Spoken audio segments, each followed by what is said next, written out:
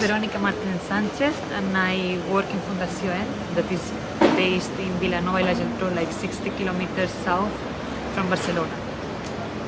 Our main role in the project is on work package 5, that is the development of the decision support, and also we have a big role in the preparation of the demonstration sites. The main aim of the project is to move from a centralized treatment of the biowaste to a decentralized one. And the key goal, or the main goal of the decision support tool, it would be to assess when does it make sense to change from a centralized system to a decentralized. It may not be that it's always the best to decentralize, and this tool is supposed to say, based on some indicators that we already chosen, when do we have the correct site to go for decentralization. Tool is supposed to be used by 3 types of users. One will be like the competent authority treating waste management. Then the second one is waste consultancy firms working with waste management, and the third is the waste operator.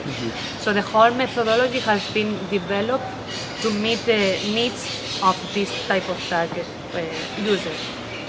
The user of the tool will choose a study zone, then get to know which are the generation sources within this study zone, and then the user will have the capacity to develop different scenarios.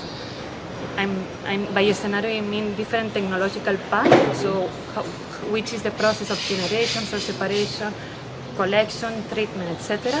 And then compare, for example, the baseline of this study zone with a potential future alternative of decentralizing the collection in this, the whole treatment in this study zone.